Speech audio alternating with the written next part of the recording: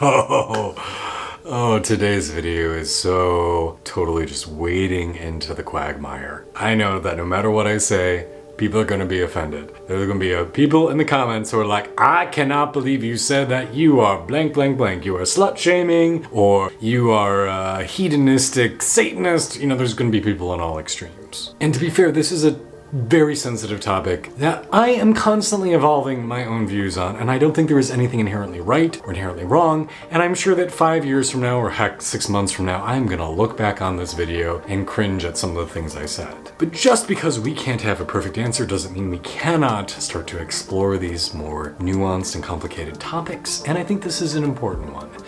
How many sexual partners is too many? I've got my thoughts, I've got my feelings. I'm excited to have a discourse with you all. I'm excited to see the comments that you leave below in the conversation that starts. So let's dive in.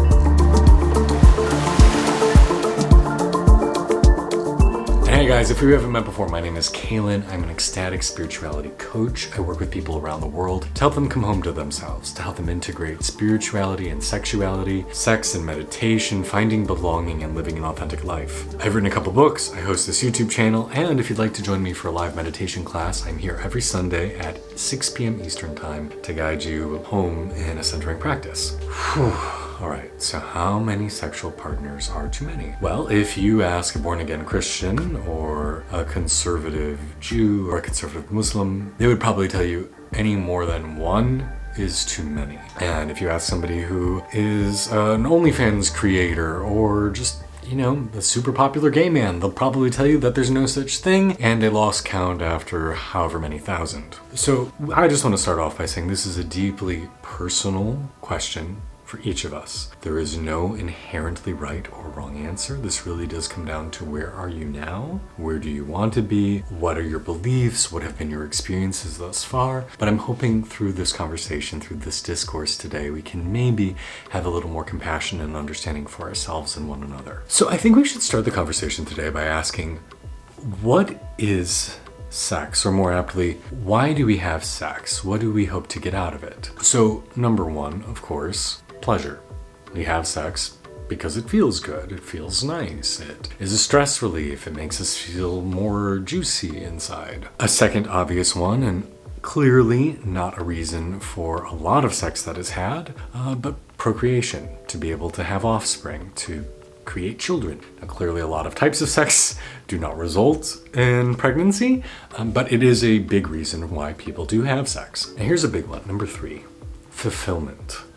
Looking to feel a certain way. Now, that can be different for each individual and it can be different for each time we have sex, but maybe we seek sexual connection to feel soothed, that there's something difficult going on in our life and we want to feel better. Sometimes we choose to have sex because we want to feel seen, we want to feel valued, we want to know that somebody desires us. Sometimes we have sex because we want a distraction from something else going on in our life. This is something we're going to talk a little bit more in depth about, but this idea that sex is often not just about the physical act, but it's about wanting to use it as a way to cope with something else going on in our life. Now, this can be an appropriate coping mechanism, but it also can be an inappropriate coping mechanism. Just as medicine can be useful to help you deal with pain and suffering and illness, or it can be something that becomes addictive or an inappropriate way to manage your discomfort inside, so too can sex. A fourth reason we have sex is for connection. Now this can be for intimacy, closeness, bonding. This can be with your primary partner, your spouse, your significant other. This can be for more of just closeness in general. Interesting fact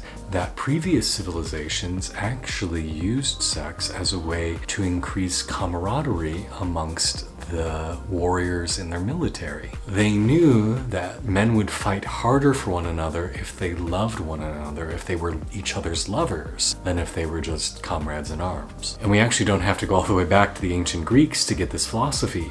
Early 20th century military manuals for the United States actually used the word love repeatedly when discussing dynamics amongst soldiers and how platoons and how the military should be organized to encourage that sense of love and connection. Early 20th century American military was clearly not promoting sexual activity amongst the military, but that idea of closeness and connection was very much there. I will return to this idea about connection also because there's a lot of people who are seeking connection in their life, who are seeking meaningful interactions, because it's something we are all needing as humans, as social creatures, sexual or non-sexual. We need intimacy, we need connection.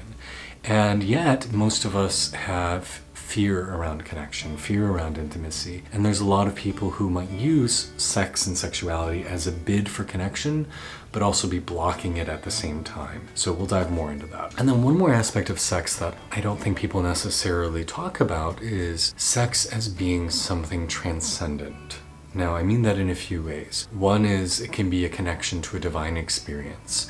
We've seen throughout history the temple prostitutes and sacred orgies as being ways of using sex as a transformative, spiritual, ritualistic experience to connect with God. But it also can be an experience of, well, I'm going to use the word psyche. We traditionally translate psyche to mean mind, but it also means soul and breath. Sex affects our psyche, and we see this in negative ways, where a traumatic sexual experience, where say it's non-consensual or even rape, causes lasting damage to somebody's psyche. But we can see it in the opposite, where a meaningful, connected, joy-filled sexual experience can be tremendously healing for our psyche. I know for myself, I have become a more healed and well individual through really good sex, especially with people who I felt loved and cared for by. So those are just some of the reasons we have sex, and undoubtedly there are others. But when we start to address this idea of how many sexual partners are too many, we have to start to evaluate, well, what are we using sex for? And this is where I want to return to that idea of using sex as a way of coping. And I think there's a lot of people and a lot of times we as individuals seek out sex for the wrong reasons. Like, I just feel lonely, or I don't feel valued by society, or I don't feel seen.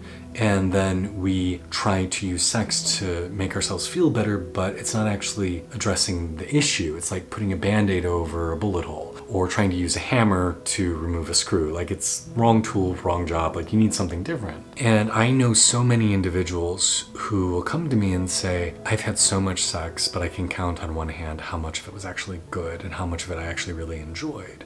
And a big part of that is looking for the wrong thing in the wrong places. I think this is also a great opportunity to bring up kinky sex, where we start to explore more taboo ideas, sub-dom relationships, the connection between pleasure and pain, using restraint, giving up your power. Like, that, when used consciously, can be a really tremendously helpful tool to help process previous trauma. And I have a lot of respect for people who use kink as a way to help themselves become a more embodied, more healed, more healthy individual. But let's return to this idea of connection that I just brought up. How many of you remember the first person you've ever had sex with? I know I do. Those individuals make a very strong impression on our energetic body, on our memory, on our psyche. And in my experience, the first two people I had sex with, like, they stayed with me for a very long time. And actually, I met my husband really early on in my coming out journey. I had only had penetrative sex with two other individuals prior to him. And so it was a very meaningful way to help us connect. Now, if you watched my previous video about should you have sex on a first date or not, one of the things that I bring up is the chemical experience that can happen when you have sex with a person. But a big part of that is the fact that if sex is still newish for you, sex and emotions are usually really strongly linked. And if you want to use that to form a strong bond with your partner, that can be a useful tool if it's a healthy relationship.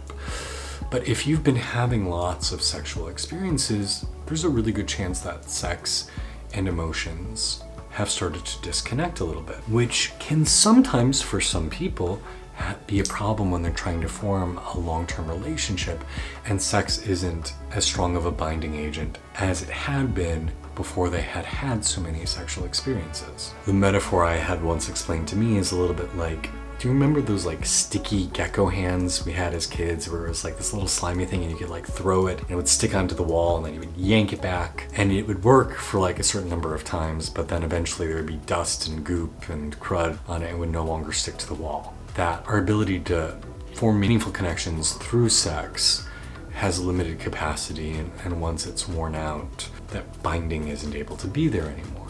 I've also heard the opposite though. You know, somebody I've been in correspondence with is a really well-known porn star, and he talks about how every person he's had sex with has been meaningful to him and has changed him in some way, and he has the utmost respect and love for every person he's had a sexual engagement with. So this brings us back to this idea of, is there anything inherently right or wrong? But really it just comes down to perspective. I think the biggest thing is just saying, when it comes to how many sexual partners is too many, is saying, what is it you want sex for?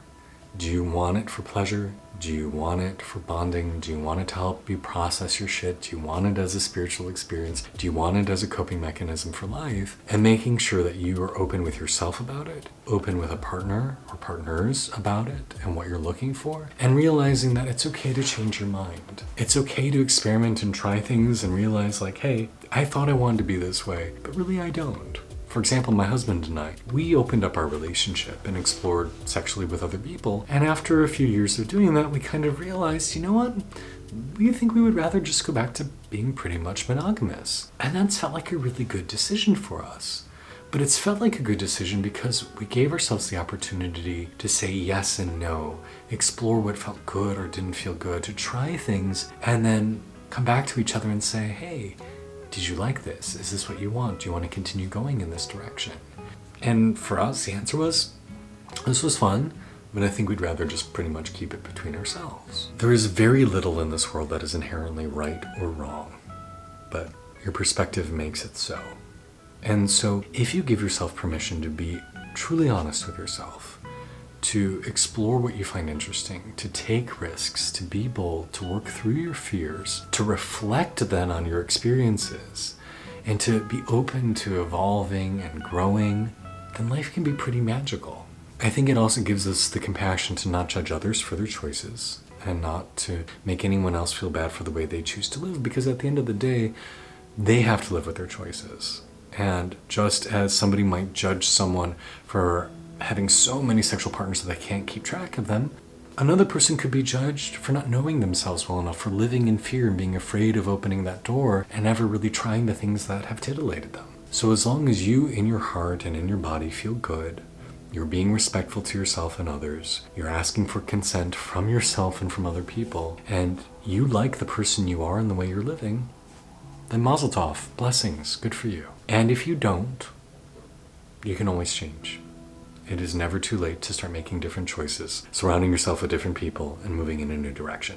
If you guys would like to hear the full story about why my husband and I started to move back in the direction of being monogamous, I'd be more than happy to do a video on that topic. I hope you found this useful. If you have anything else you'd like to contribute or add, please drop it in the comments below. I would love to continue this conversation. And if you think someone else you know would value from hearing this, please forward it to them. Like, subscribe, those things really help our channel. I also want to give a shout out and thank you to my patrons who help make this possible. And if you ever want to talk one-on-one, please know I'm always here and available to listen and to reflect back at you what I'm hearing.